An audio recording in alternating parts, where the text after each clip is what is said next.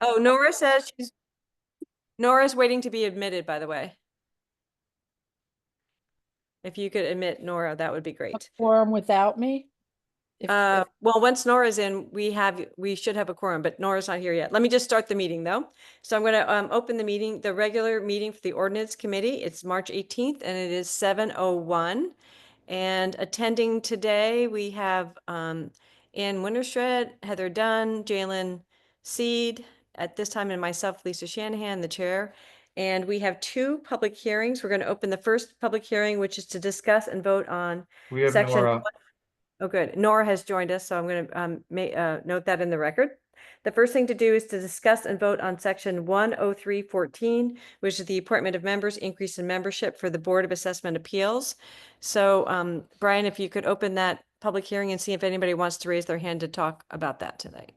Right now we have no attendees, so let's just give it a minute. We'll give it a minute.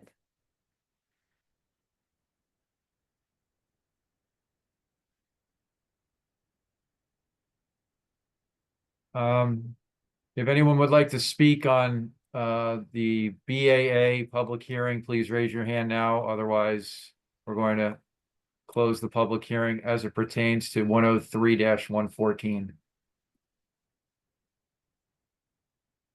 All right, nobody's raising their hands.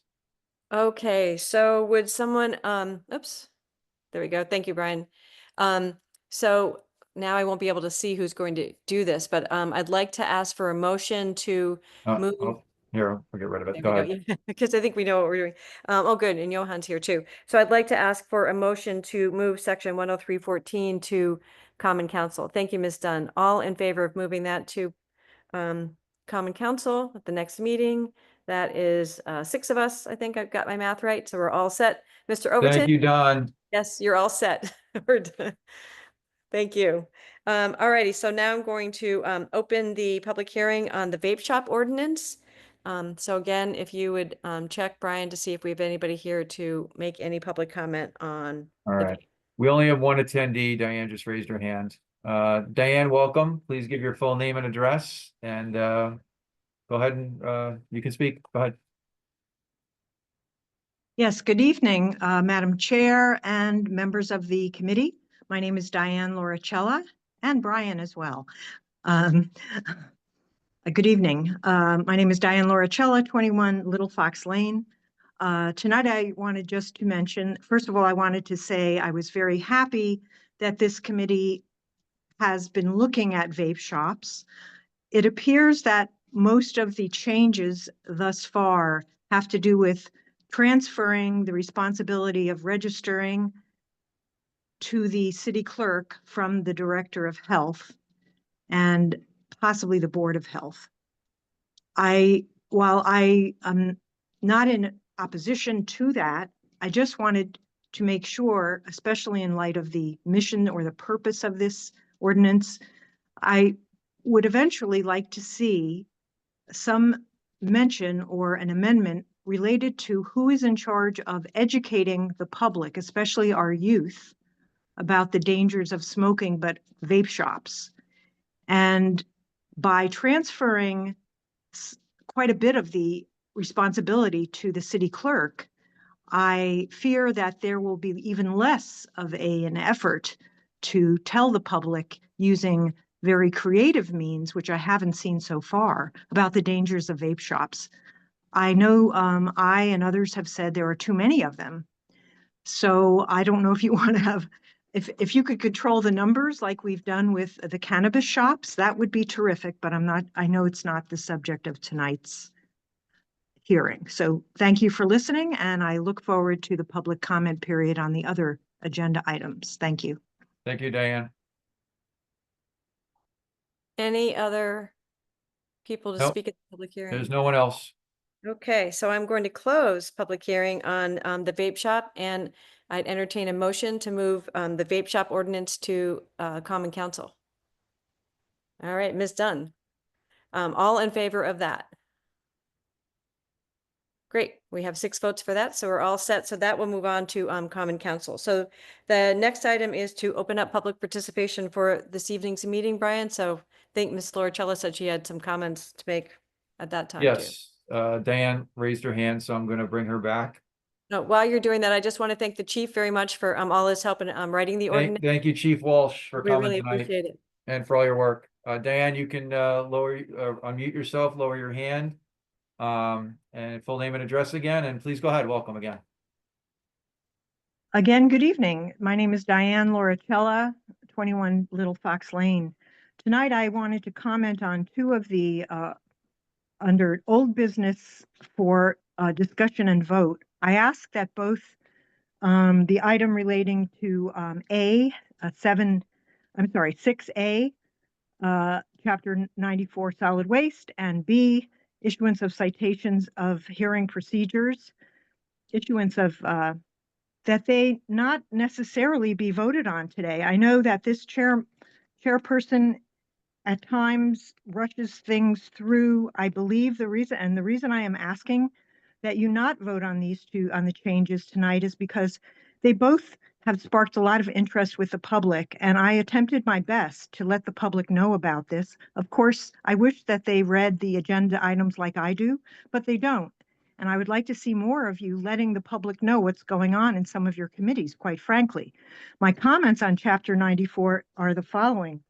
Under 94-1, under purpose, I find that most of the definitions are just looking at waste, even food waste. And I'm a professional in the business and I'm on the Recycle CT Foundation, but I'm not speaking on their behalf. The trend is to try to include sustainable language as well as reduce and reuse as a language of a term of art in ordinances for towns and cities. And this, while I applaud that you are updating this chapter, you're not embracing and engaging enough about reducing and recycling. So I would love to see an amendment or an inclusion of adding reuse and reduce, especially with the food waste and the bulky waste, because there are many things that can be reused if we would only do our planning in advance. I know my time is running out. 94-3, we're not talking about the schools either, and that is a huge problem right now because they are not really doing it on a regular basis. Also under food waste and the definitions again, donation language is missing, and compostable, the word compost is nowhere to be seen. And I think that is a major oversight. Under enforcement, I do believe that should be a little bit more emphasized and lifted up. Under 94-16, 17, regulations for violations and penalties. Right now, very few of the violations I've seen, like on Wall Street, have been issued any kind of penalty. I think that we really have to look at our enforcement strategies for the city, especially with 94-6 unlawful deposit. The sidewalk on Wall Street, and we know who that is, there hasn't been an effective way to manage that site. Under citation procedures, I just wanted to say the appointment of hearing officers, which seems to be the main focus of this tonight. We have too few hearing officers, and my understanding is the mayor can appoint, there's no limit. And we need more, and we need hearing officers that present themselves, some have not, as professionals that can get the job done and issue actual fines. We have many of these sites that have been going on for months, and they keep getting continuances. So while I'm sure, Madam Chair, as your current practice is not adding things that I suggest another meeting. We look at amending further this particular citation procedures, because right now this system is not working, especially with the blight officer who, while is a nice person and that department, they are not issuing enough actual citations, and they're not coming to hearing often enough. So it all has to do with our quality of life, which I know all of you say you care about. I ask that you do not vote on either of these tonight, although I'm sure you will, because that is your practice. I hope that you are and I also think you should have a public hearing for both of these. These are all good topics, so I thank you for that. But I think you should open it up to the public in a real way. and have a public hearing for Chapter 94 changes, a public hearing for citation procedures. Thank you very much for letting me speak. Thank you, Diane. Anybody else, Brian, who's got their hand raised? No one else has their hand raised yet, but Diane Cece just appeared, so I don't know if Diane wants to speak on any of the issues. Diane, if you want to, please raise your hand. Just for the record, nothing can be voted, no ordinance can be approved without a public hearing. Whether the public hearing occurs at the Ordinance Committee level or at the Common Council. Typically, our process has been that we have a public hearing here. And when it gets to Common Council, we've already had the public hearing. We can hold the public hearing at Common Council, not at Ordinance Committee. But in order for an ordinance to be passed, it must have a public hearing beforehand. Diane's raising her hand, so I'm going to allow her to speak. Great, thank you. Diane, you can lower your hand, unmute yourself, just full name and address for the record. Welcome and go ahead. Thank you very much. Sometimes I'm just observing, so if I want to speak, I'll raise my hand. But thank you, because I hopped on late and I didn't realize that you were still in public comment. I'm on tonight because I want to observe the discussion on the citations ordinance, and so I think if I just understood correctly, this is just a discussion and an action item for you that may move to public hearing. I would just ask the chair in this committee again, though, if the public shouldn't be compelled to sit through or watch hours of meetings to understand what the work is being done with a committee, especially when it comes to ordinances and items that are going to come up for public hearing. These things really need someone either from staff or in the committee itself to produce executive summary type statements of why the ordinance is being looked at, what specific changes are being made to the ordinance, like a simple one-page fact sheet that people like me can go and understand what it is that you're trying to do, what the changes could be. I know in other communities, committees are also required to or staff is required to identify pros and cons of specific actions, even with zoning regulations. So with this, I took a look at what was, looks like what is posted, or someone posted on social media for what some of the changes may be. And I have to tell you, honestly, I don't understand at all what you're trying to do with this ordinance. So I'm hoping to find out tonight by listening in. I hope it doesn't get rushed through to public hearing. And I hope at the public hearing that this committee will also change the way that you manage those, so that you just don't open a public hearing without giving the public the benefit of understanding what's being proposed, and not suggesting that people go back then if they want to know and listen to hours of recordings. Thank you. Thank you, Diane. Anybody else, Brian? Nope, that's it. There's no one else, just Diane and Diane. Okay, great. So we'll close public participation and we'll move to the acceptance of the minutes for the meeting of February 18th, 2025, which is a regular meeting. May I have a motion to move the minutes? Thank you, Jalen. Does anybody have any comments, changes, questions? I saw Nora's hand moving. Yeah, Nora. Something you want to change in the minute? Super quickly on the top of page 5, it says judgment lien, L-E-A-N. I think it's L-I-E-N, lien. Yep, you're correct. Thank you so much. Thank you for reading the minutes so carefully. That one just jumped out at me. I can't say. Always succeed in being quite that. Very accurate. Appreciate that. All right. So all in favor of the minutes as amended, please raise your hand. That is everyone. That's great. Okay, so I'd like to make a motion, or I'd like someone to make a motion that we move to talk about the 2 new business items, which should be pretty quick, to move that above the Chapter 94 discussion, which I think will be a longer discussion. So if someone would kindly move, thank you, Nora. We're going to ask Mr. Livingston, who has joined us, to talk about those 2 ordinances under A and B under new business, and then we've got Garrett and Nate here to support any questions that we Which might. one are we doing first, Lisa? We're going to do the, it looks like we have the safety devices first, the cameras. Why don't we do the parking one? I can do that really You want to quick. do the parking one first? All right, I don't have We can do that. Hold on. That's one sentence, so it's a little easier. Yeah, I'll make this quickly. Hold on. So Brian, you've got the wrong ordinance. Yeah, I know. I'm trying to get this out of the way here. Thank you. Could be real. What We'll you get rid of want, the one parking, sentence. you want parking authority first? Yes, Yeah, please. All right, hold on.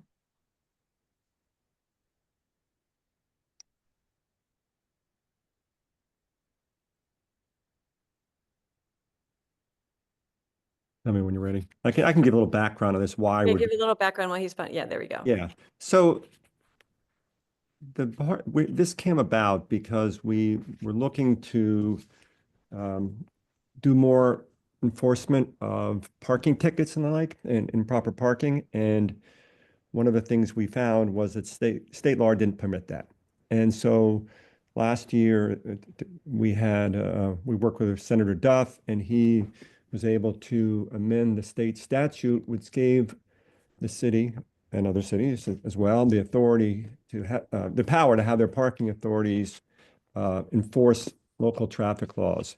And the reason we're doing this is, as I said, we want to do more enforcement, and it's also a better use of the city's resources. So previously, the police would have to do this, and that's just not a great use of resources.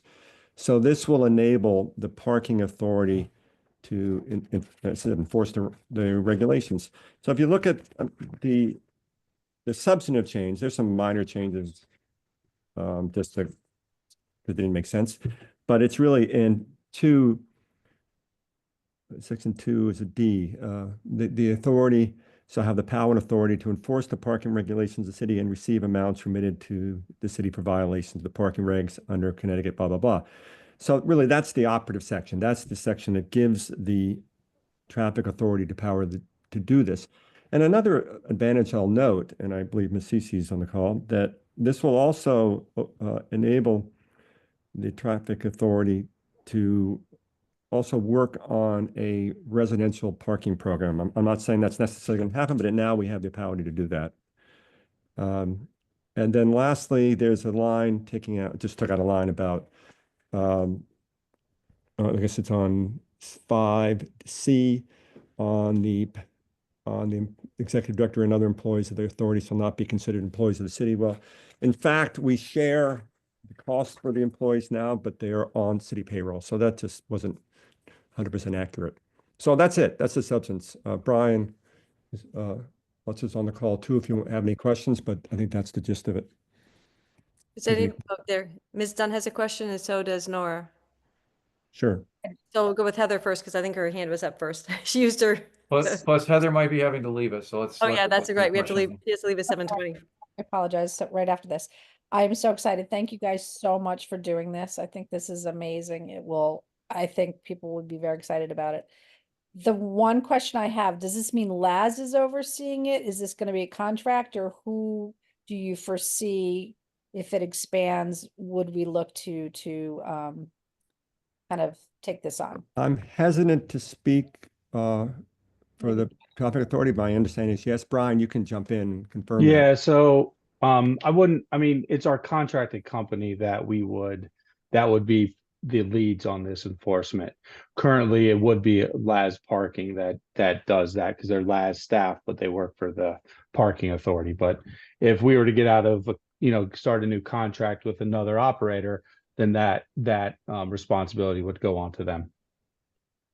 And so that would come out of TMP budget, or is that something that we would have to put in the capital budget? Or No, No, sorry, Brian. Tom. No, go ahead. It's fine. The fees go towards, and they go to the traffic authority for purposes of enforcement. So for hiring someone to actually go into the neighborhoods and make sure people weren't parking. Yeah, all it's all on the parking authority operating budget. That's exciting. Congrats. Yeah, we're excited.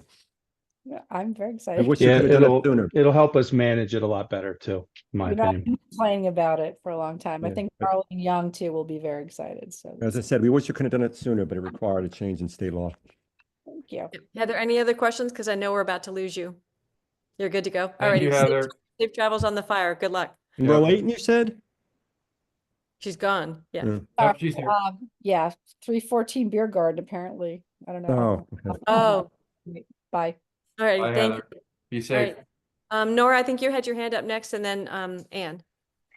Yeah, just very quickly, so even though Laz is our contractor, sort of the policy aspects of this, I presume, will be managed by you, Brian, and other sort of city employees, right? We're not outsourcing kind of the design of how this enforcement will happen, or are we?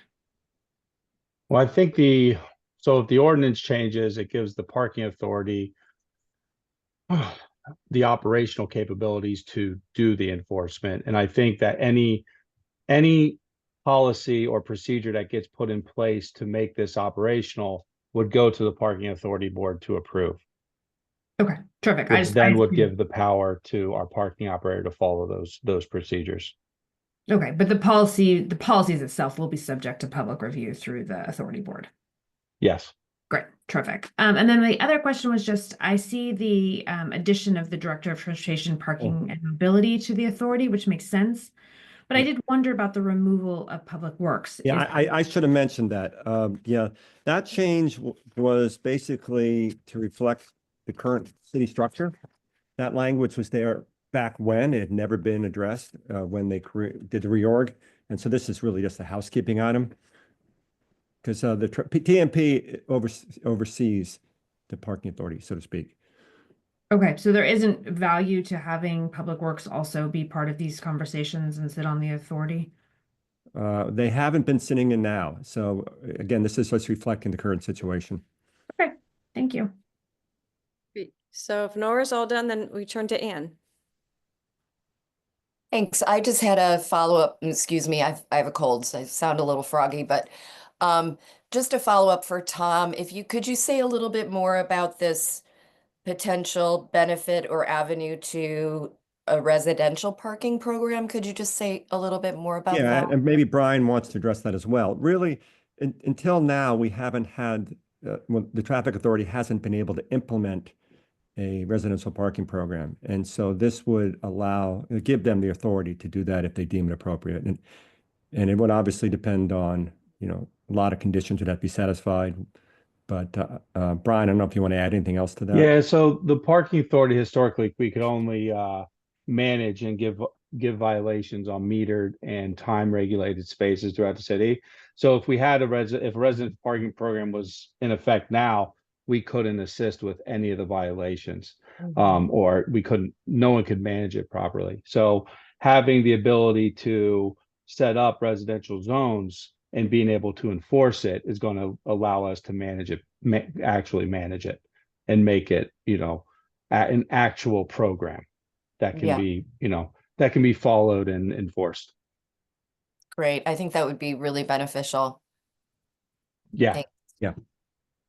Nora's got her hand back up.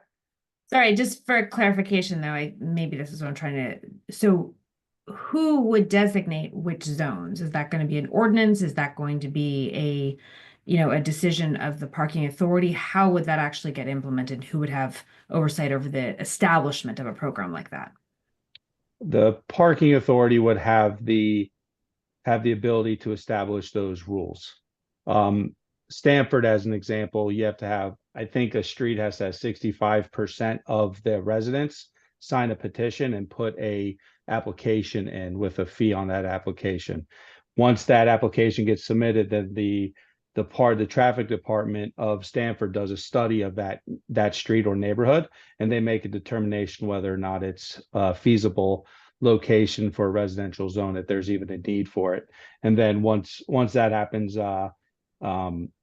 the zone could get permitted, and each individual house will have a set number of permits. Not really sure how we're going to do it just yet. We have some ideas, but those operational details will get set out in the public and get voted on by the parking authority, so we can take action on it. So in terms of this ordinance, then the phrase parking regulations of the city, that is a thing that is, the parking regulations of the city are a thing that are set and defined by the parking authority. There's no other mechanism. I'm just looking at this ordinance, and that strikes me as an undefined term. So I'm just trying to make sure. So just a couple of things on that. One, parking regulations is the term used in the state enabling statute. Okay. As we went through this, the language a little funky in the statute. But then I looked at Nora on the ordinance. Well, where are the parking regs? That we actually have an ordinance setting forth the parking regs. I don't know if they're called that, but that's where all the parking violations are set forth. Brian, it's like 100 and something. I don't know. I'll pull it up while you're talking. 100 and something in the city code. Let me check. Yeah, well, you don't need to get. But it's there. And the parking authority has the authority to modify that portion of the city code. No, that's an ordinance. Okay, so that's what I guess I'm trying to get at a little bit here with what Brian is saying. Sorry, Brian Lutz is saying. I want some clarity as to how, if for instance, we are going to be creating potentially a residential parking pass, then does the ordinance need to be modified? And so will this need to come through the ordinance committee in addition to conversation with the parking authority? I think my current understanding, and wish Jim were here, this ordinance gives the parking authority the power to enforce the regulations, and those regulations deal with parking as well. So they can enforce the parking in various different ways, and this is one of the ways they can enforce it. But to your point, I think that's something we have to look at as they look at this stuff.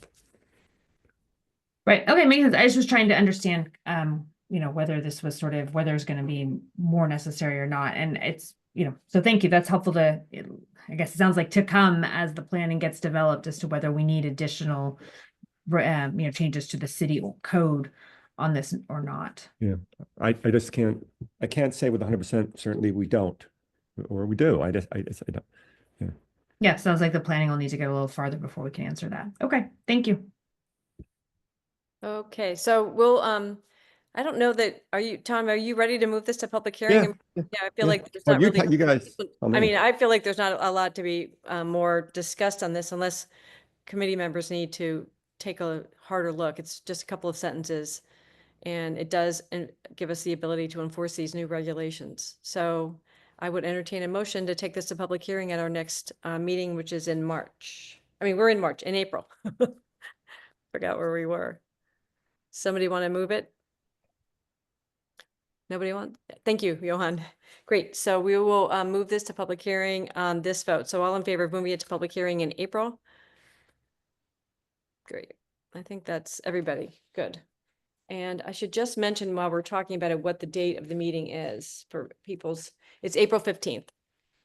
So that'll be that. All right. So Tom, the next one is the safety feature. Yeah, I'm going to introduce it and then turn it over to Garrett, the expert. But I think everybody on this committee has been read about or heard about the red light and speed cameras that are being adopted in the state. I think there was news article about, I think Washington is the first operative one in the state. And Stamford, New Haven, and New London have adopted ordinances, and those are in process. The way this works, in broad strokes, and then again, Garrett can go into detail, is that the state has passed enabling legislation to permit municipalities to set up speed cameras and red light cameras, provided they satisfied various conditions. One of the first conditions is that the municipality adopt an ordinance, and that's what you have in front of you.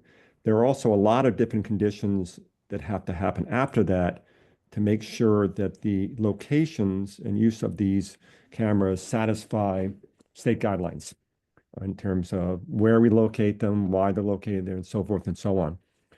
But as I said, the number one, by the way, the state has to approve the locations.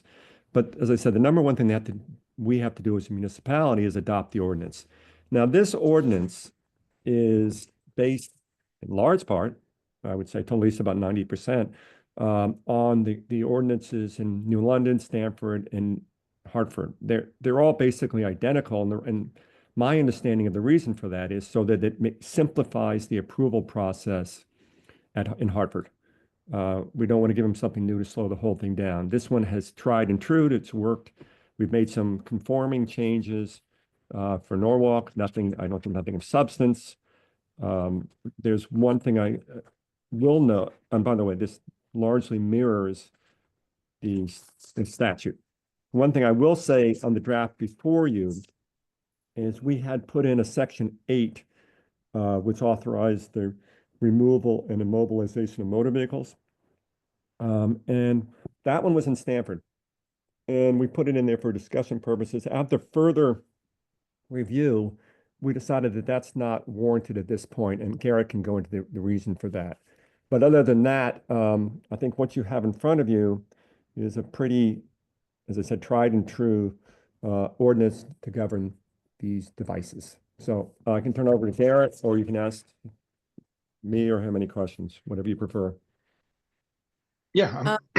Gary, do you want to give a, high level and then, or the second high, or the second level? Yeah, You can give the next floor. Tom provided a lot of great information. Yeah, I'll give a second level, but essentially what we're talking about is devices that collect alleged violations via recorded images. So we're really talking about speed cameras and red light cameras, and this is the enabling legislation. It's really, I just want to emphasize, it's really the first step in the process. Tom mentioned several other municipalities. So Washington was the first town in the state that was approved. There's several other cities, Stanford, New Haven, and most recently Middletown, that are working through the application process with DOT.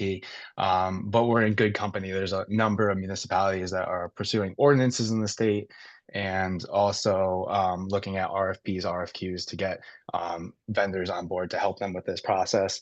We're very supportive of this. When we start to look at the data, we have a significant number of crashes within the city that are related to aggressive driving or speeding, which these, or whether it's speed cameras or red light running cameras, they can start to help to address this. This is really in line, and this is just another tool. So like we adopted Complete Streets, which is going to help us with the design of our roadways, and making sure we can create roadways that are conducive to safe travel. This is just another tool to help us and enforce travel on our streets and make the roads safer. The money that is collected in fees related to any ATESD program is required to be reinvested in the community in regards to improving mobility, safety of the roadway, or improving transportation infrastructure, or it can help go to self-support this program. So there's a potential that this program, once adopted and enacted in the city, can come at no cost to the municipality, and it can be a self-funded program.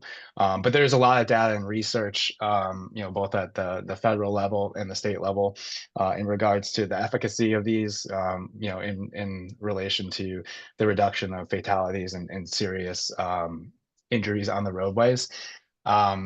There's the Connecticut general statutes are very specific in where these devices can be installed. So obviously red light running cameras are related to traffic signals. There's a screening tool on ConnDOT's website that shows the potential candidate locations. So there's a tremendous amount of research that goes into this. As far as speed related devices, they're only allowed to be installed in school zones, in pedestrian safety zones, or based on substantial evidence related to crash history, speed data collected, or citations issued by the police department. As far as, I just wanted to give some context about, this is really the first step in the process. This is to authorize the use of these items in the city. Really, the next step, if this were to move forward with, through the public hearing process and is adopted, is really for our department to look at an RFQ and RFP process, to look for a partner, a vendor to help us develop a plan. After they come on board, we would work with that vendor to develop a plan, but no devices can be installed in the municipality until the city itself develops a comprehensive plan, holds a public meeting related specifically to that plan, and that plan would come back to the council for ultimate approval before it could be submitted to the DOT. And the DOT and Connecticut Department of Transportation is the regulatory body that approves all the plans. So there's a number of next steps that involve public outreach, refining plans, and then ultimately when ConnDOT looks at this, they will look at a plan and make sure it satisfies two things. One of which being that it improves safety at any of the locations chosen, and that it also results in an equitable distribution of these cameras. So really tonight is just to get the ball rolling and to start to move forward, enable the city to move forward and start to develop a plan. But there's multiple levels of approval after this step, and it is quite a process, and it's very data driven and dependent. There's a wealth to talk about, but you know, I'm happy to answer any questions related to the Connecticut General Statutes, CONDOT's guidelines, or any questions about ATSD.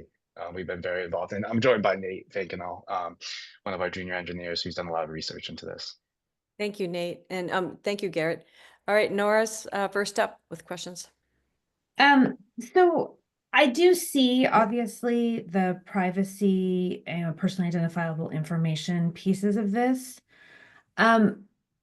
But I have to admit I have concerns. You know, in part because this is only as good as the vendor is reliable. In part because I see increasing national risks for surveillance. I mean, there was a shocking set of things that have happened in this country in the last couple of weeks that changes maybe the calculus on some of this. And so I really, I would love to know, who have you talked to on sort of the privacy parts of this? Is there an independent analysis of the data collection and disposal practices of the vendors being considered? Who is vetting to make sure that this information is in fact properly destroyed? You know, are we convinced, you know, what's sort of our ability as a city to make sure that this data is not at risk of misuse and certainly is not going to be retained? So anyway, I'm curious how that has been kind of factored into your analysis so far. I mean, I could just jump in, Garrett, correct me if you feel otherwise. I mean, we have not yet put out an RFP or RFQ. So I think that would be one of the things that we would be asking about for whatever vendor responds. We want to know all about what they do for privacy, how they maintain it. The state has pretty strict guidelines, but as you say, there's always risks. So that would be a factor we considered. Yeah, I Okay. think Tom's exactly right. We would look to include that within the scope, and you can do everything from making sure that the data is stored, exclusively in the United States. And then the Connecticut General Statutes also have very strict guidelines as to what the data can be used for. It can't even be used for supplemental law enforcement activities. It is strictly related to the issuance of these citations. And then it has to be destroyed after 30 days of the citation being paid, or the appeal being resolved and adjudicated. I didn't see a disposal date for data that's collected and found not to be in violation, right? I mean, because this is sort of continuously running data. So I presume that you're collecting quite a lot of data that doesn't ever result in a citation. Is there a set disposal procedure? Does it have to be disposed I with it don't- immediately? Yeah. So the Connecticut General Statutes list 30 days. That's in the Connecticut General Statutes, which that's the minimum privacy policies that we have to abide by. Okay, but so for instance, let me just stop back and clarify. Is this device taking a picture of every car that goes by, or is it only taking a picture when it is triggered? So the devices themselves, they'll only actually capture the image if it triggers, if someone does violate, or if someone is driving in excess of 10 miles per hour. And then that data will be used to generate a citation. But then there is an audit. It appears to me that there has been a human review of each of those citations. Correct? Yes. So typically what cities do is they have a vendor assist with the process and review and screen each of the violations to make sure that they are a true violation. There's some exceptions, and they're noted in this ordinance in the Connecticut General Statutes as to why someone would be exempt. But after that, that has to be reviewed by the city. So it has to be either a sworn police officer or someone designated by the local traffic authority. So there is a city level approval before a citation can actually be issued and mailed out. Okay, and if that person finds that there's not in fact a violation, where is the requirement that that information, that all that image and citation be destroyed? Because the reference is only to the timeline after a citation is paid. So there's an appeals process. So, you know, what we look for in an RFP, RFQ is to make sure that there's a website, that it's accessible to the public, that there's an appeals process, that, you know, that's where all the information that you'll be able to log in and see all the information, see the image, and if you are, and to confirm if you are not in violation or if you want to appeal the ticket. But you know, if you pay it, then that would start the 30-day clock. And if it goes to an appeal process, it won't be till a decision is made where the data would be destroyed after 30 days. There is a provision in the statute that says no personally identifiable information shall be stored or retained by the municipality or vendor unless such information is necessary for the charging, collection, and enforcement of the fines imposed pursuant to an ordinance. So we can't keep unless it's for purposes of a citation. Okay. Yeah, I have to say, I just need to think about this more. I have real concerns. I understand the purpose, but you know, I just am not sure that this is the right thing at this time. So I want to think about it more and do some more research on sort of the privacy of this and who the, you know, again, who the vendors even are. Are they connected to, are they owned by big data?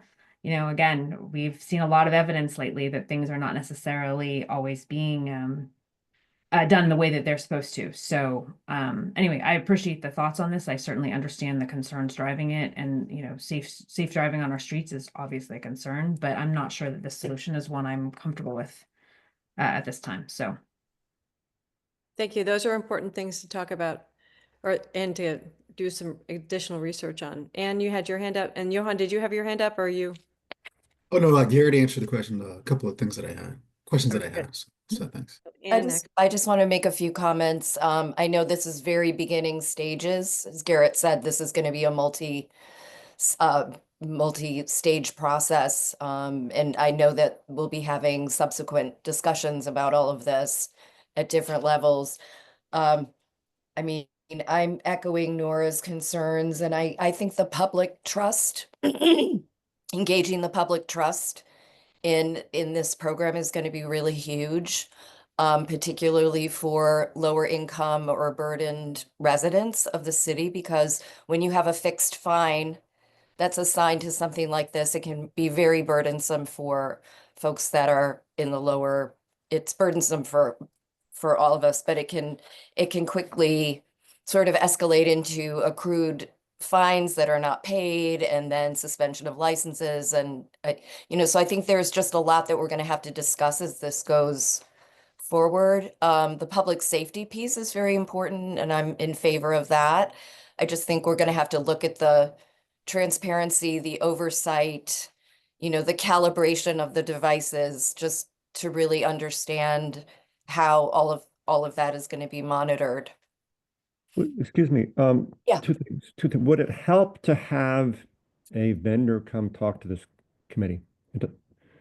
I think so very much. We Yeah. can do that. Also, Anne, I'll just note something you said, that this is not a moving violation, it's a citation. So Okay. it's different in terms of you won't get your license suspended. But we can get a Okay. vendor come and talk about, it's one vendor, of course, but they can give you an idea of how they process and care for confidential information. I think that's Any other important. questions? Yeah. Jalen has his hand up. Yeah, I just wanted to just talk, since I've been on the council. I mean, one of the most common concerns that I get from my constituents, especially with neighbors over on East Avenue around City Hall, is just how it's not safe at the intersections, and how it's so dangerous to cross the street, and people speeding and running red lights, and even driving to work, just certain Martin Luther King, certain intersections. So I think that this, I definitely hear the concerns, but I think for the public safety, this is a great thing to move forward, because I think it's going to help make our streets safer. It coincides with the complete streets, and making sure that the streets are safe for everyone, not just the drivers. So I just wanted to bring that point. I definitely hear the concerns of everybody on the committee, but I think overall, in my opinion, the public safety in this matter is what's most important, at least to me, that I think I'm excited about moving this forward. Great. So if there aren't other questions or concerns, why don't we bring this up at the April 15th meeting, and perhaps we can work with Garrett and Tom and Jim to get a vendor to come speak to us and give us, a little bit of reassurance about how the data is collected, used, and otherwise destroyed after. Well, happy to do that. That'd be great. All right, team. So thank you very much. I think we'll Thank you, move back guys. to Have a good the, night. Thank you, everybody. agenda as it was, and we'll go next to discuss Chapter 94, which is solid waste collection, disposal, transfer station, and yard waste. So I think We have a whole group from the chief, from the yeah, operations. and there he Public is. Works There's Tom. Department. Yep. Yep. And we apologize to DPW. We thought our conversation regarding that matter for the traffic enforcement was going to be shorter than it was. So thank you for wading through that. No problem. So good evening, everyone. I'm Vanessa Valadares, Chief of Operations and Public Works. I'm here with Chris Thor, Superintendent of Operations, and Tom Zabel, Solid Waste Manager. Based on our conversation the last month when we present the changes for this ordinance, pretty much what we are reflecting here is based on what was the draft of the strategic plan that New Gen presented to the Common Council. And after that, what was the effect on the ordinance, particularly with the new contract coming in as July 1st.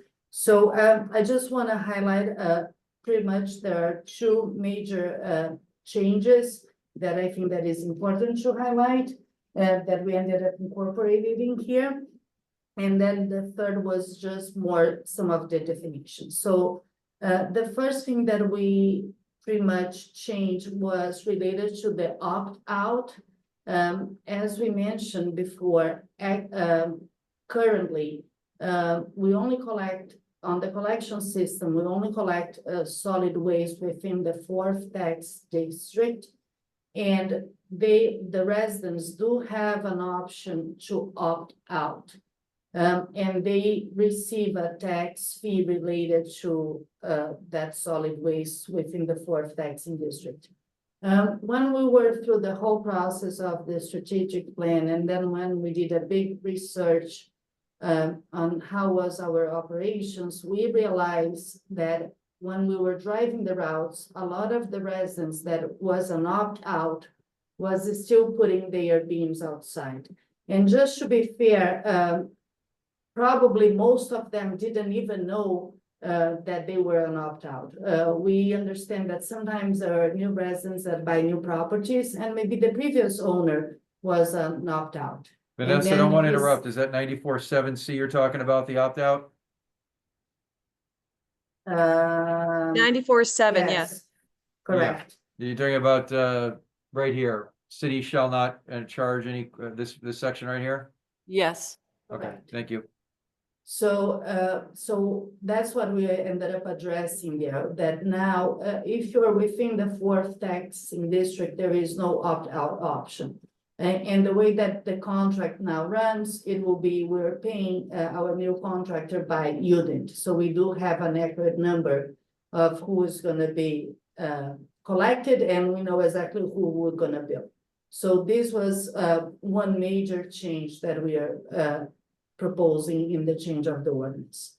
A second thing that we are proposing is related to the container size that it has to be standardized, and I believe that is on 94.5? 94.5. Yeah, I think it's 94.5 subsection A for everyone who's Yes. who's there. So just again to clarify, one way that we realize to try to save money in our future contract is to try to get the contractors to use automated pickup for the collection. And one way that we could do that and keeping the pool of bidders always open was to really change the total and not make the automated truck related. So we gave them the option if they want to do that. Another thing that we are doing is that because we are standardizing the bin, we're gonna actually start delivering now in June the new bins, and the new vendor will only pick up garbage that is inside that bin. So this way also will reduce a third party that is really not a resident should be putting their garbage out, maybe next to the one that is a resident one. Sometimes we see a commercial. So I'll give you a little example. Let's say that we have a barber right next to one resident apartment, and then we are only collecting residential one. So the barber shop is not supposed to be putting their bin there, but you know what? He may put it out today and we cannot identify. Because we are really distributing the bins just for residential properties, we now will be able to just keep the collection through that. So that's why it is important. And we change that language, not only to say that we're collecting from a specific type of container, but also that how that container should be filled. We are not going to be collecting any garbage bags that are overflow or outside on the sidewalk. And this gives us room in case in the future the city want to change the way that we're going to be charging for collection system. If one day you guys want to do as pay as you throw, or if it will be just a collection fee, if it will be by size, we don't need to go back and change that. We can already kind of set up the baseline. So that's why that was another change that we did. Other changes that probably we can go back to the beginning is some of the definitions. Right, and just before you go to the definitions, Vanessa, I think right now, as we've gone through what Vanessa's talked about, the big items are, there's no more opt-out. You're only gonna collect from inside the bin, and there's only gonna be collection from residential dwellings, which are defined as 4 units or less. Commercial has to submit proof of garbage contract, so that they're for them. So those are the big ticket items before we get to the definitions. Go ahead. Correct, and that's why and thank you so much for talking about what commercial and residential waste. That was one of the things that I want to highlight, that we are only collecting on residential property, and we define residential with residential that has less than 4 units. And we make sure that throughout the language, we make that clear. And that's why there we say residential dwelling, any residential building with 4 or less dwelling units. That's a defined So term for everyone who's looking. And this is also aligned with how planning and zoning also define residential units. So if you have a townhouse with 5 units, it's commercial. We do not provide service to that. So another thing that back to all the definitions that we did, we really clean up some of the terms that were used. There was old terms, and now everybody first decided that everything was either waste or garbage. And what we did, we ended up really defining each term more specific to how the city defines, but also very aligned with state and federal definitions. And then because we have it's a complex process that we have, we try to define what was acceptable solid waste, what we call bulky solid waste, and what is hazard waste, and what is kind of recyclable waste. Because recyclable waste, we have a big umbrella under it that we are considering a lot of things that can be recyclable, including yard waste, because yard waste is something that we want not people to throw on their regular trash bin, but we want them to bring to our yard waste site. Right, and just to jump in real quick, it's not only yard waste and what the Connecticut Commissioner of Energy, our DEEP says, but it's also items designated by Vanessa in her position, the Director or the Chief Operation of Public Works. They can also identify other items that are designated for mandatory recycling pursuant to this chapter. So it's a broad it's a broad definition, and one that's a little flexible. So I think that, you know, in regards to these are really like pretty much the major changes that we did. We kept, we clean up again, whatever, how we use the definition. We went back through the document to make sure that the same term that was in the definition is shown throughout the document. I really don't see any other major change that we are doing.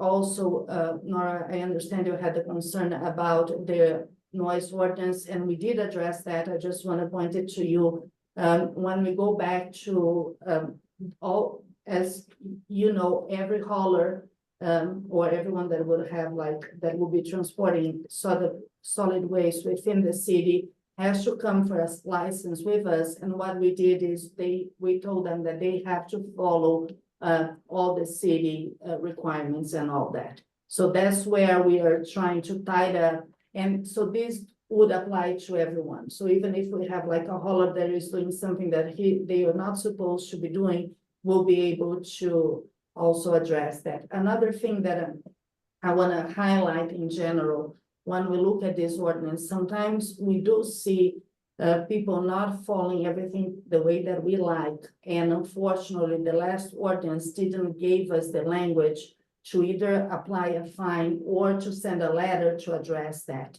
So we ended up going back and doing some of those changes. So for instance, the fact that the garbage bags cannot be placed on the sidewalk, or if you leave your garbage can on the sidewalk for the whole week, now we went back and we did those little tweaks on the language. So we are able to address that, and we tied up with the fine and fee schedule that Public Works released. So that was another thing that we make sure that was connected.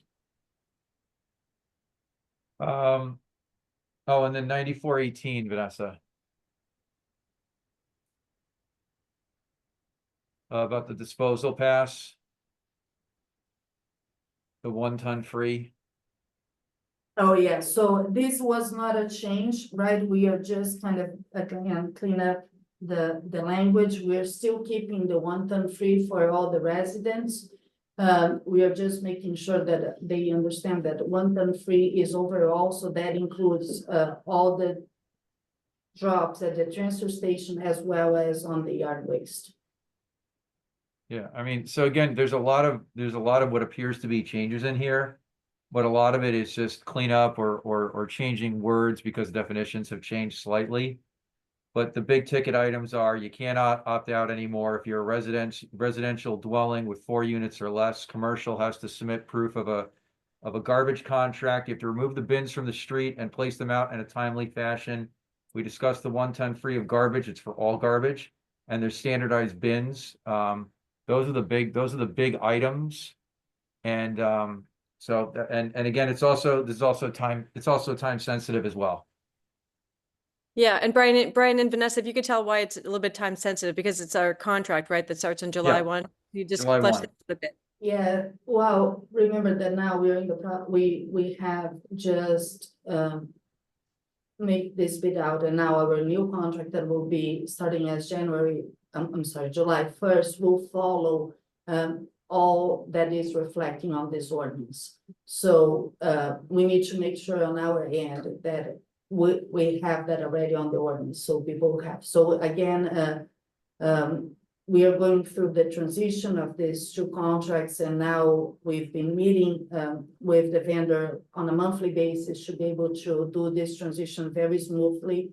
And one of the big things is really the new containers. So the new containers, we just approved the color, the seal. So we know that no one will be able to buy at any hardware store the same type of bins.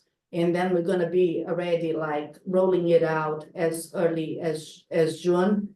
Also, there is a lot of public outreach that will follow. We're going to be we're sending mail out. We're going to hit the social media. We're going to be we're trying to educate the public as much as possible so they understand what the transition will be. So for us, we need the ordinance to back us up. So that's why ideally would be to have this ordinance approved within the next 60 days if possible. Right, so the idea was have the public hearing in April and then in May to send it to council if possible, because we meet in mid-May. Yeah, if we go to, if we, just for timing purposes for everyone, if we go to public hearing in April, the council would get, if we go to public hearing in April, and if the ordinance committee decides to vote this to common council, then it would go to council at the end of April, become effective at the beginning of May. If it goes to public hearing in May, then it would be the end, and again, if voted to council, it would go to council at the end of May, become effective essentially about a month before. So to the extent that we can give DPW a little bit more time would be great, but you know, That's the time frame. So do That's the people have timeframe any that we're questions dealing with. about? I know that there's a lot to read, although there's not really a lot of changes, but does anybody have any questions for Vanessa and her team regarding what it is we're trying to do? Nora. Sorry, it's always me. I was waiting to see I if love you guys it. wanted to jump in first.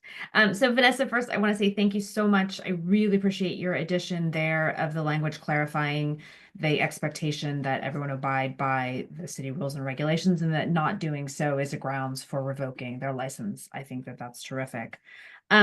Relatedly, although I think this is on the individual level, could you just, and Brian, this may be a question for you more than Vanessa, but I just wanted to understand why 9416 and 9417, why those changes are now sufficient to allow us to fine people. The only really substantive change seems to be changing conviction to determination.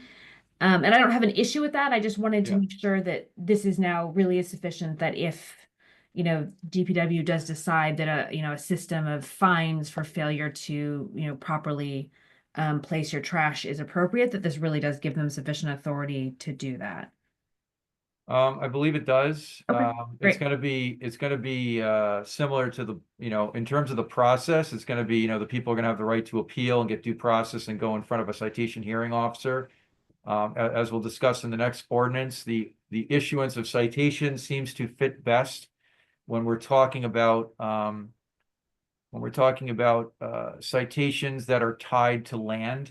So blight, for example, zoning violations, something like this as well. Those are the ones that make the most sense in that regard. But we can take a look at that. We'll take a look at that question more. I think it's sufficient, but we'll take a look at it before the next meeting. Okay, terrific. I just, and again, the language violation citation, I have no opinion on this. I just wanted to double check that it was correct, because thank you. And then I guess my only other question, I just want to be clear, because I think we got some public comment on this, and I just want to confirm my understanding that this is setting up a framework for sort of the current contract. If, for instance, we decide, going forward, some of the things that have been discussed, if we decide to explore citywide garbage collection, if we decide to explore a more extensive composting program, like all of those are things that could then be worked into this ordinance if we make the policy decision to move forward with that, correct?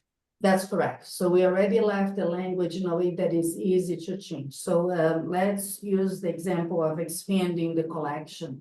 So the way that we wrote, nothing will change. The only article that would change is where we change it, because we say specific, that is within the 4 taxing district, unless I think authorized by the council. So What section is that again, Vanessa, so I can show everybody? I'm looking for it. It was 7, wasn't it? Uh, Yeah, 94.7 is when we have the no opt-out, right? 94.7. yes, 94.7, what will be C, it's the C is crossed out. Okay, great. And again, I think similarly, I appreciated the addition of Or also B, I'm sorry, A, B, and C, sorry. A, B, Go and ahead, C. Nora, sorry. No, as I was saying, I appreciated similarly the definition, the introduction of a definition of food waste, because we could then add provisions directing the separate collection of food waste, were that to be something that we decided to move forward as a policy matter. Yeah. Correct? Correct. Yeah. Correct. And one of the And other then things we're even giving. if- Oh, I'm sorry, Vanessa. I'm sorry. No, go ahead, please. I was just gonna say, one of the other things we're giving ourselves flexibility about is, the pay as you throw type of collection that some other municipalities do. We're not moving to that now, but by using a single type of container, by having that form, that gives us the ability to be flexible for that. If we decide later on, that's a good way to go. Lisa, I found a typo in 94.6 subsection C, so I just added in an S for the transfer station, just so everyone can see it. It's in red. Oh, good. Thank you. Yep. Thank Yeah. you, Brian. And then the last point in relation to this sort of, again, possibilities of this being a way that we can further some of our environmental and green goals. You had mentioned, Vanessa, that you all are planning a sort of advertising public outreach campaign around this. Is there an opportunity for that campaign to not just inform people about the new bins, but also inform them about recycling, about compost options, about sort of other waste management components while you're sort of informing them about the new bins? Yes, so we have a lot of news on that area. We are working with we're creating some stickers that we're gonna add at the recycle bins. That is just like a Q code, right? That's from QR code. And then anyone with with the phone, you go there, you scan, will jump to the website that we made a flyer that is very easy to read. So you don't need really the language, you just need to see the images. So, if you're in doubt, you have, a pizza cardboard and you are about to throw on your recycle, you'll be able to just look there and see where that should be placed. So we're working on that. We have been, this is all the staff that has been working on solid waste, being 99% of the work done by Tom, I have to say. So we were really focused on getting the contracts done, also work on the ordinance. And so the public outreach we are working on, but we had to pause a little bit because we are trying to finalize that as the priority. As soon as this is over, we're gonna go back and then we're gonna finalizing that. We are hoping that within either on, maybe not in April, but in May, we're gonna show all this public outreach on our DPW committee agenda as well. So people will know exactly how we are doing that. Also, Earth Day is coming. Tom spends his Saturday morning there educating the people. We're planning to have also all the educational material ready. Our vendor is also there, so we're gonna start to pushing some of that information out on that day as well. Vanessa, I remember that the contract has some money for public education with WIN? Yes, they are also doing a lot of things, and during this whole transition, we're working directly with their marketing staff to help us on developing that. So there's some information that will come from the city, some information is coming directly from them, and some they are supporting us in doing some of the design that we can push it out. That'd be great. Good. Does any other committee member have a question for Vanessa or her team regarding this? Thank you, Jalen. It's a question not really for Vanessa, but more about the process. I think it was a good point made in public comment by Ms. Cece. Is it possible to come up with like a one-pager just so that it makes it easier for the public to know what was like, why we're changing these ordinances, and not just for this ordinance, but just in total? Like, is it possible, or do we have to make any changes to do that? Because I think it would be helpful just so the public kind of knows like why we're changing it, and then like when we're just cleaning things up. We could talk about that. It's a question of publishing and where does it get placed and things like that. Why don't I talk to Brian a little bit about that? That's, off topic a little, but we could, I take her point. It's, And I'm happy to there's speak. If you want to give me a call at some point in the next week or so, I'm more than happy to speak with you about that as well. Yeah.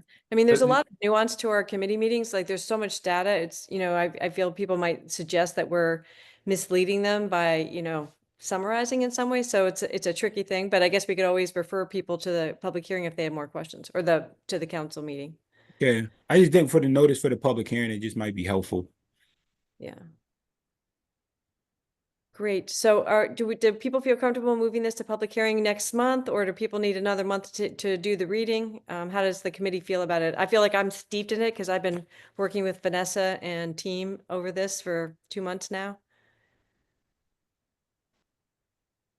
Any thoughts?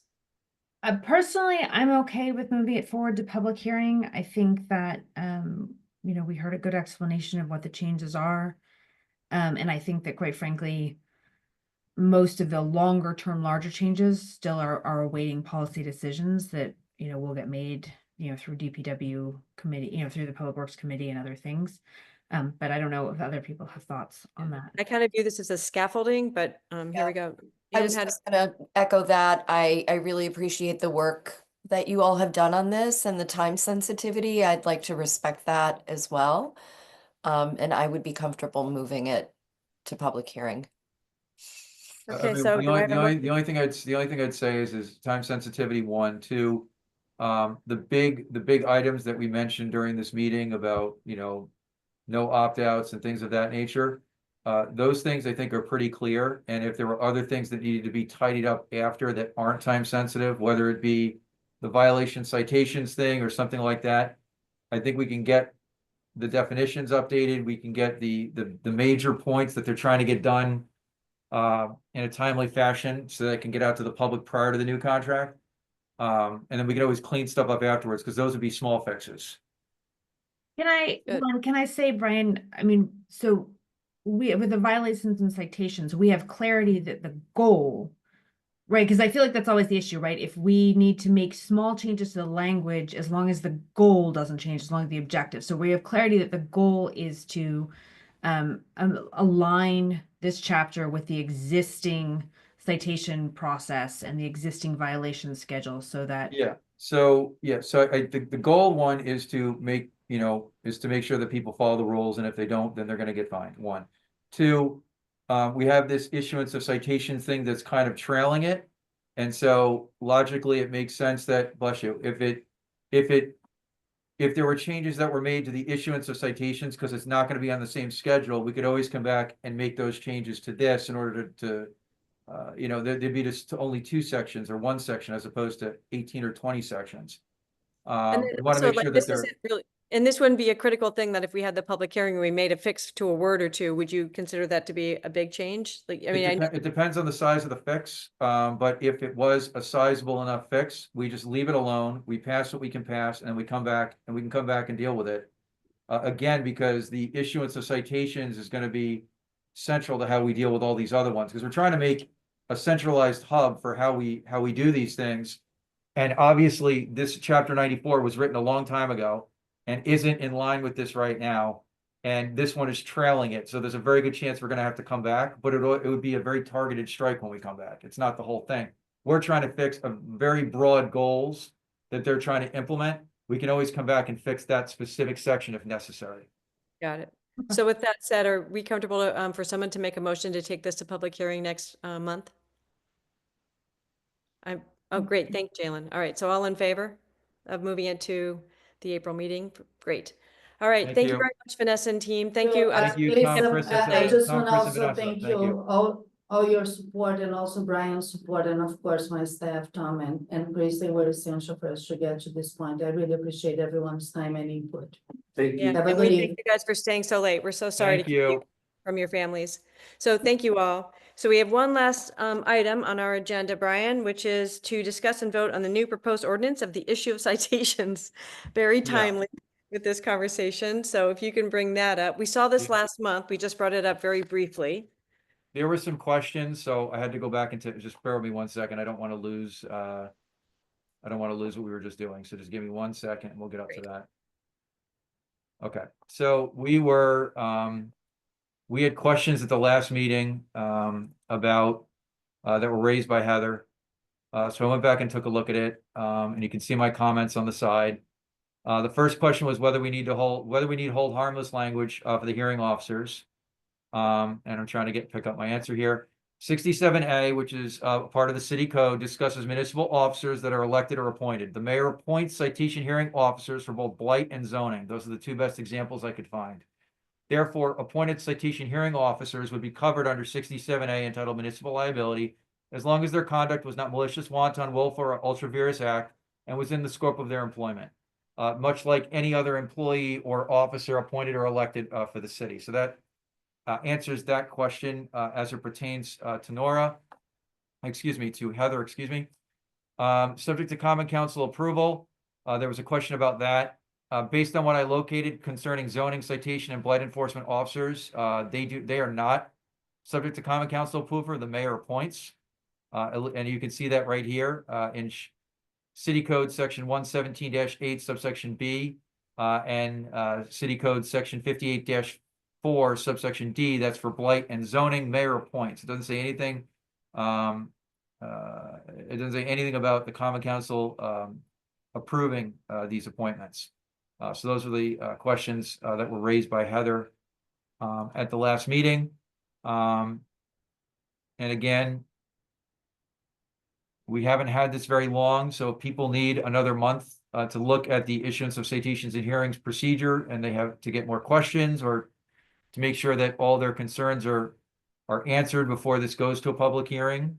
That's fine. This is not as time sensitive, obviously, as the last ones. We want to make sure we get this right, because again, this is the central hub for what will be the citations process, hopefully going forward for all the ones that could be tied back to land, such as zoning, blight, possibly health, things of that nature. Yeah. And then Brian, did you base this on another city's ordinance, or how did you? The draft that we put together was a collection of about, I would say, somewhere between 12 and 15 different municipal ordinances that talked about a general citation and issuance process, which we did not have, which we still do not have. And so I tried to take the best of what they had that made the most sense. I could take a look to see whether I have the backup materials if someone's interested in looking at them. I very well might, I don't know. But this is a collection of, this is not one ordinance, this is a collection of, put together from many, and I tried to take the best from what they had. Yeah. Do any committee members have questions for Brian about this? Nora, I was waiting to see if anyone else. I was keep jumping in. So thank you, Brian. I'm obviously really excited about this, and I apologize. I had to leave early last time, so I think that I just missed some. So I think the first thing this is sort of in addition to the existing process, right? Because looking at section 3, the notice of violation, so within 12 months from the expiration. Yeah. So this is intended to basically be an answer to what happens if people sort of ignore the existing blight and zoning process. Is that right? That's my understanding. Okay, great. And is there, and 12 months, is that what was the logic of sort of choosing that length of time as opposed to a shorter period? Yeah. I mean, I could go back and take a look at if there's any, case law or statutes that specifically talk about the amount of time that from the expiration of the uncontested payment of fine period. I believe I took 12 months because that's what others did. Okay. I believe we might have something similar to that in one of our other ordinances, but I can't remember off the top of my head. Again, this is, we need to make sure that, people are going to challenge in a timely fashion so that we can have resolutions to these things. So these are not dates that I'm married to. These are dates that I put out there. And again, I think that's why, because you left early at the last meeting, Heather had questions and she's not here today. It's, at least in my opinion, I think it's probably a good idea that everyone have another month to digest this before we send it to public hearing. I think so. I'd be in favor of that as well, because I think there's a lot of public concern here as well. Yeah, I mean, the public wants these things to go through as quickly as possible. So by not having a public hearing next month, it gives you all, our elected representatives, an opportunity to speak with the zoning enforcement officers, the blight enforcement officers, the health enforcement officers, and find out, whether these are, whether the dates that we're thinking about and you're thinking about is something reasonable that they can do, that they can accomplish. Otherwise, if we're giving them an impossible task, then it's not gonna happen. And I do agree that we probably need more in citation officers to make sure that, because we have, you know, these people are volunteers. They show up when they can. And if we don't have enough of them, then we're gonna have backlogs, and we don't want that.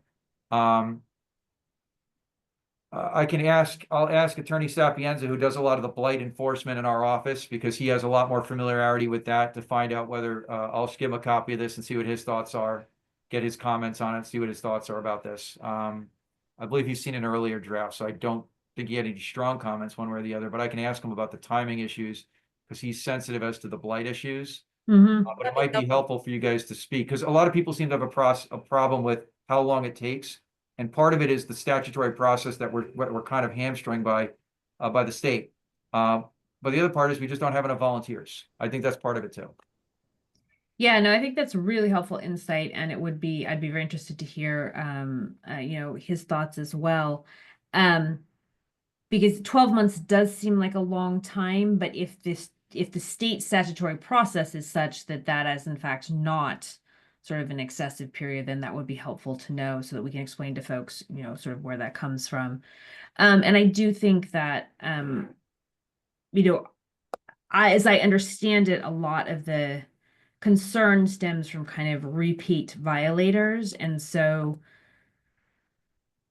trying to figure out kind of how that intersects with this. So, you know, is it sort of 12 months from the first citation, and then, you know, then the fact that they have repeatedly been, you know, been found in violations subsequent, or they've had repeated, you know, violations noticed subsequent, is that still kind of within this same, or does each one still have to be considered individually? And so you're kind of still running on this continuous 12-month cycle. I know, I think it would be helpful to understand if there are, if we're, and again, very much aware of the limitations of our powers under states. If, you know, so that would be helpful to me. Yeah, so I just want to make sure that I have everything, so that, look, I mean, we could come back and you guys could have more questions, because, you know, everyone needs to think about it. So that's fine. But I want to make sure I'm trying to answer as many of them as possible. So we have the timing issue about the 12 months, about how long this process takes. And just, I'm going to ask the attorney in the office that deals with it the most, whether he has any comments or critiques or revisions that he would recommend to this as well. So are those the two big things? The timing is one, and the other one was just to make sure we're not missing something here. Yeah, it'd just be nice to have like a practical look at it. Like, so how does this work in the blight world? Like, you know, You know what I'll do also? I'll email it to Matt in our office, and I'll also forward it on to John Hayducky, and also to Steve Bresky in building, because I think those two guys deal with it as well, and see if they have any feelings one way or the other about it. Maybe Bill Ireland too. Yeah, I think that'd be great, because they may just know practical, you know, practical hurdles that we aren't seeing. Yeah. Again, because I don't deal with this all the time, but I'll ask Matt for his comments as well. Besides the timing, Nora, is there anything else that's jumping out at you? No, that was really the main thing I wanted to understand. Again, you know, I really appreciate the ways in which this sort of makes it clear that it kind of goes into the same sort of, you know, ability to create a lien on the property as, you know, for other things. And so I appreciate the way you're using sort of existing, you know, procedural mechanisms. I think that's very efficient. So those are the main things for me, is I just wanted to understand a little bit better how that plays out. Right. Okay.